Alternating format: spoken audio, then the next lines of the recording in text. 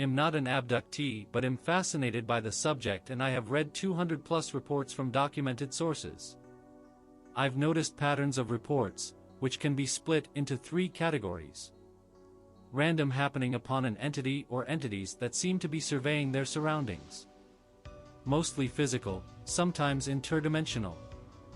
Friendly chats or invitations, sometimes no verbal communication but witnesses do not feel threatened or coerced. Sometimes entities are non-biological, robots. Feelings of being followed or watched, night or daytime abduction, sometimes willing, often forced, memory wipes, surgeries, messages relayed of eco-disasters, classic, gray, encounter but sometimes involve handful of recurring species.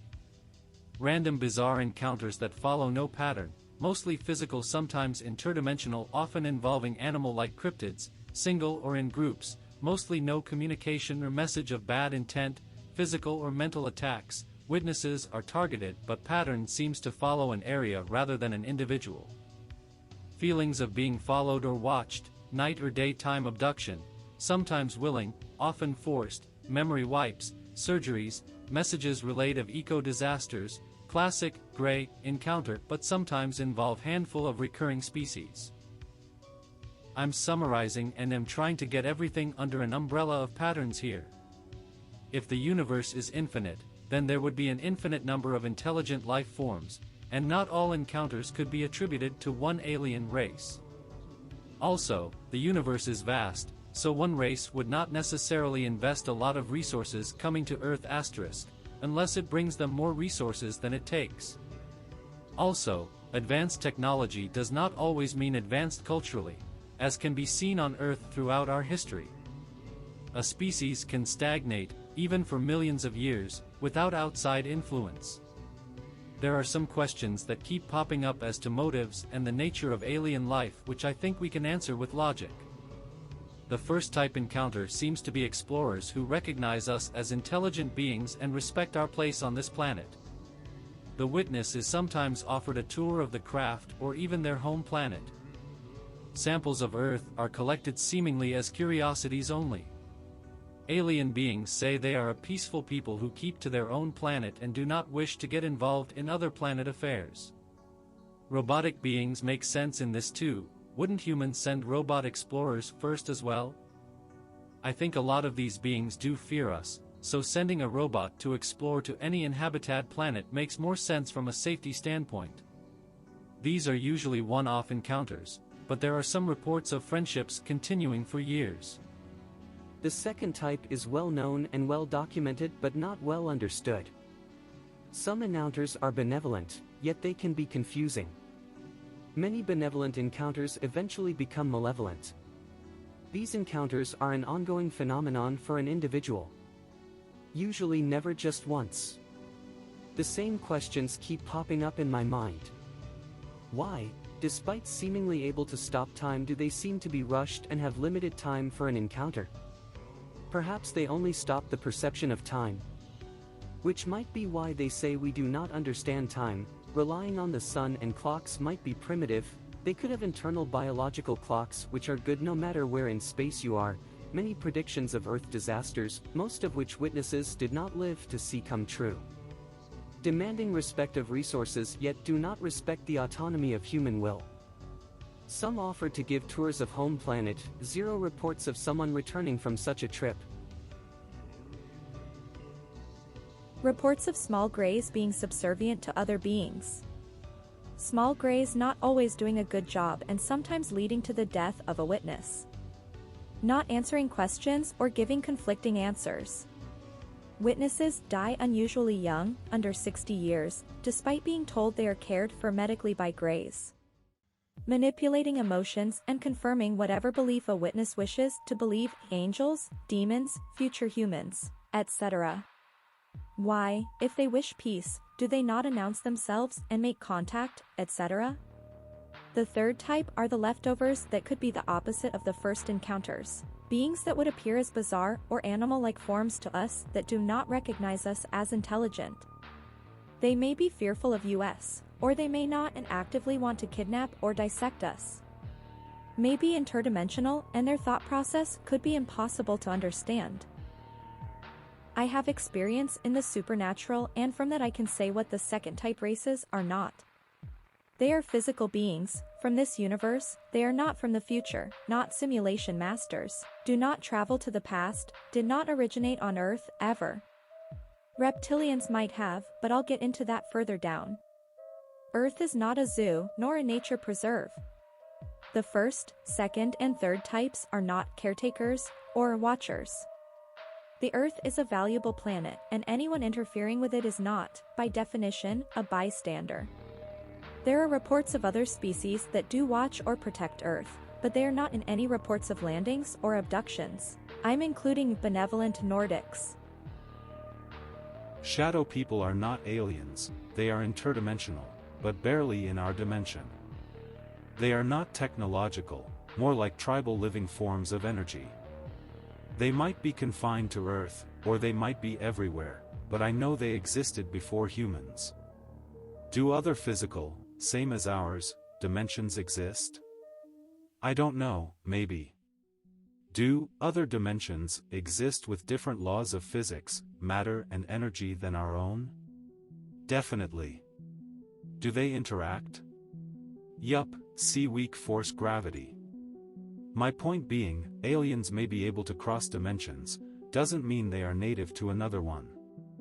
Now, to answer some questions with logic, I look to the grabby alien model. It asks, are humans early in the universe, answering the question why we haven't run into other civs yet. Mathematically they prove if loud aliens existed, then they would expand into 50 to 60% of the universe by now, and that quiet aliens would never expand, die out, or get taken over by grabby aliens. Doesn't really prove if aliens exist, but it does say if they do, then the only alien civilizations that survive are the ones that expand as rapidly as possible. That's pretty much a law of nature.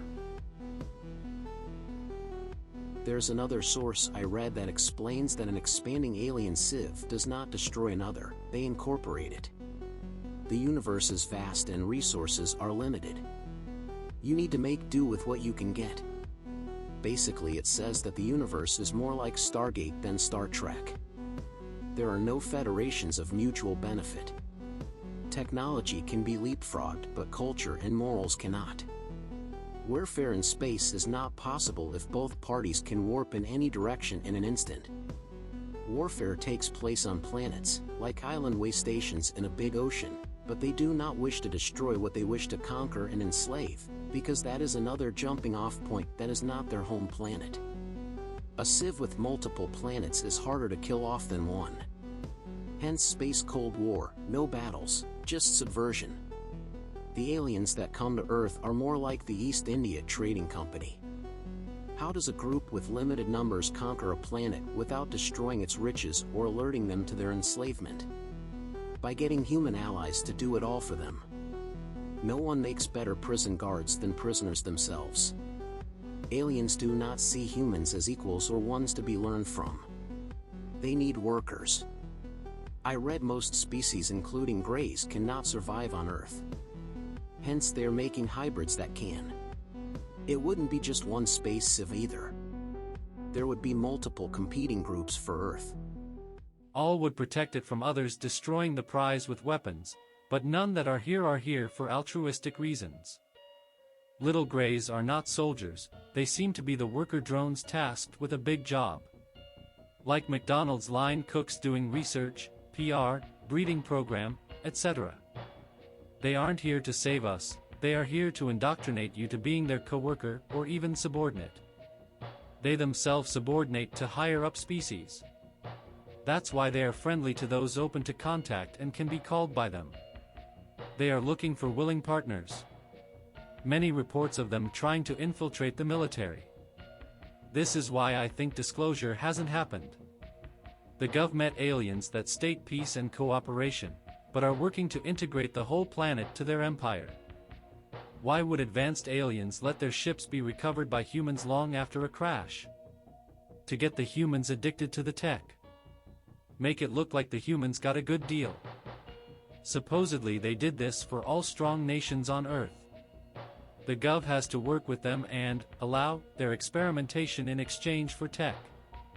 Trading makes you reliant on the other, especially when you don't know the value you are giving away. They want to save the Earth for them, not you. Humans are needed, but the individual is not special. They will make us like the drones, which had free will bred out of them. No freedom, no travel, no culture, etc. forever. Humans may have been genetically altered in the far past by aliens, but it was not these aliens. Ancient contact follows a different pattern. There may have even been different groups through history. Records of battles in the sky might attest to this. If we have creators, they could have been driven off, replaced, multiple times. Maybe even original Greys were conquered and enslaved only recently, going from a passive to an active role here. Reptilians could be a conquered race or be forced to live underground. Or created to be the actual soldiers as needed. Nordics could have an agenda. They must have their own empire if they can freely come and go on Earth enough to pop into people's bedrooms as well. They do not fear us. I used alliesofhumanity.org for these conclusions. It answers a lot of questions as to what the universe would be like and what is going on here. The bad news is that the Earth is valuable and others want it and to enslave us. The good news is they are physical and can be killed. They fear us. Hence why there is want for disclosure in Gov, but there isn't. The Gov is not ready to fight back and non-cooperation leads to war, unless we can make a deal with competing civs.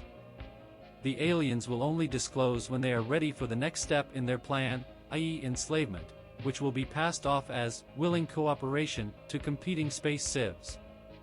TLDR, there are infinite varieties of aliens. The ones that come here have an agenda that needs to be analyzed and not glorified.